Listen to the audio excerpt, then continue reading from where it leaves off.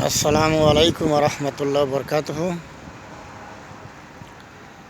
খুবই আফসোসের বিষয় যে দীর্ঘদিন যাবৎ নারীর নেতৃত্ব দিচ্ছে বাংলাদেশের নেতৃত্ব, কিন্তু শীর্ষস্থানে কে আছে? নারীরা। তাই আমি মাননীয় প্রধানমন্ত্রী শেখ হাসিনার নিকট দাবি, এখন নারীর নেতৃত্ব করার পরেও যদি নারীদের হক অধিকার তারা জানতে না পারে, কি অধিকার, কি কাজ করলে তারা, কোরআন এবং সুন্নাহর কি কাজ করলে তারা সফল, এটা যদি তাদের কাছে পৌঁছে না দেওয়া যায়, তাহলে এর চেয়ে আফসোসের বিষয় আর কিছু থাকে না। কারণ নারীর যে 4টি কাজ করলে জান্নাতে যাইতে পারে, সেটা কিন্তু পাঠ্যপুস্তকের অন্তর্ভুক্ত করা হয় নাই। একজন নারীর কি হক আছে পুরুষের কাছে, আমার কাছে কি পাবে? কারণ একজন নারীকে তার পিতা ভরণ পোষণ করবে, যদি পিতা মারা যায় তাহলে বড় ভাই যদি বিয়ে দিয়ে দেয় তাহলে স্বামী তাকে দেখাশোনা করবে, তার ভরণ পোষণ সম্পূর্ণ দায়িত্ব। কিন্তু স্বামীর ঘরে গিয়ে তখন স্বামী যখন, ছেলে যখন কামাইয়ের উপার্জনের উপযোগ্য হবে, তখন ছেলে তার ভরণ পোষণ করবে। কারণ এই যে নারীকে যে ভরণ পোষণের দায়িত্ব 4জন ব্যক্তির উপরে, এটা কি কোনো পাঠ্যপুস্তকের অন্তর্ভুক্ত করা হয়েছে আজও? তাহলে যদি এই 4জন ব্যক্তির উপর যে নারীর দায়িত্ব, এইটা যদি জানানো হইতো, তাহলে এই দায়িত্ব কর্তব্য যে পালন না করবে তাকে শাস্তির আওতায় আনা হবে। এটা যদি আইন পাশ করা হতো, তাহলে কি আজ মা বোনেরা, আমার বৃদ্ধ মা বাপেরা আজ বৃদ্ধাশ্রমে জায়গা নিতে হতো? তাহলে এই জন্যে আমি মাননীয় প্রধানমন্ত্রী শেখ হাসিনার নিকট দাবি যে একজন নারী কি কাজ করলে জাহান্নামে যায়, কি কাজ করলে জান্নাতি হইতে পারে, তার কি করণীয়, এইসব কোরআন এবং সুন্নাহর আলোকে আমার ইসলাম ধর্মের কিতাবের মাঝে দেওয়া পাঠ্যপুস্তক, সরকারি যে আমাদের যে পাঠ্যপুস্তক আছে সেখানে দেওয়া, এবং অন্যান্য ধর্মের হিন্দুদেরও তার স্বামী স্ত্রীর সম্পর্ক কি, সেটা কিভাবে তার সংসারটাকে টিকিয়ে রাখতে পারে। কারণ আজকাল পরকীয়া, জেনা, ব্যভিচার এমনই পর্যায়ে বেড়েছে যা বলা বাহিল্য। কারণ একজন নারী যদি পরকীয়া করে, জেনা ব্যভিচারে লিপ্ত হয়, তখন সে 4জন লোককে, ওই যে 4জন লোকের উপর যে দায়িত্ব, 4জনকে নিয়ে জাহান্নামে যায়।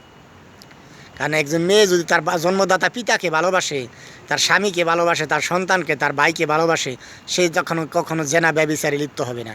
কারণ সে যদি ভুল পথে যায়, জেনার পাপের দিকে রাস্তায় যায়, কিন্তু সে পাপের বাগিরে 4জনের কাঁধে দেয়। কারণ 4জন যে ভরণপোষণের দায়িত্ব, তার 4জনের উপর তার পরিচালনার দায়িত্ব, তার ভরণ পোষণের দায়িত্ব। এই জন্য 4জনের পাপের ভাগটা 4জনে হয়।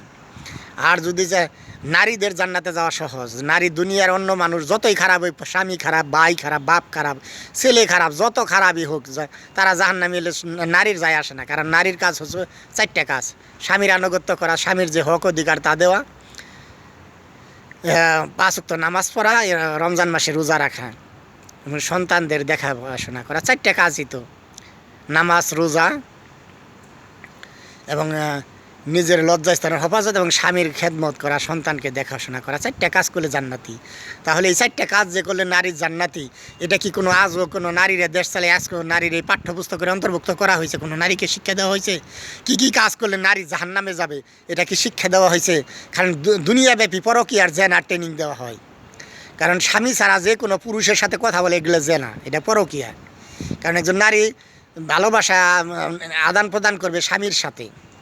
যদি দুনিয়াতে কেউ কাউকে ভালোবাসে, তাহলে স্বামী যদি ভালোবাসার যোগ্য না হয়, তারপরেও তার সংসার করবে, তার কথা শুনবে, তার স্বামীর কাজ, তার কাছ থেকে যে স্বামীর হকটা সে জানিয়ে দিব। এই জন্যই দিবে স্বামী যত খারাপ হোক। কারণ স্বামী, একজন নারী চিন্তা করবে যে আমি হকটা যে আমার, কারণ আমার পাশের ছাত্র যতই খারাপ হোক তাতে আমার যায় আসে না, আমার রেজাল্ট ভালো করতে হবে। তেমনই স্বামী যত খারাপ হোক, দুনিয়ার যত মানুষ খারাপ হয়, তাতে যায় আসে না। সে কি করবে, তার কাছ থেকে যে স্বামী যে হকটা পাবে সেটা দিবে, তাতেই সে জান্নাতি। তাহলে স্বামী ভালো মন্দ খারাপ এই সব বিশব্দ দুনিয়ার সমস্ত মানুষের ভালো মন্দ দেখার দরকারই নাই। নারীদের জান্নাতে যাওয়া খুবই সহজ, কিন্তু পুরুষদের এত সহজ না। আমি সারা দুনিয়ার সম্পদ দান করি, 24 ঘন্টা নামাজ পড়ি, 1000 কোটি বার হজ উমরা করি, আমার লাভ হবে না যদি আমার স্ত্রী, সন্তান, মেয়ে,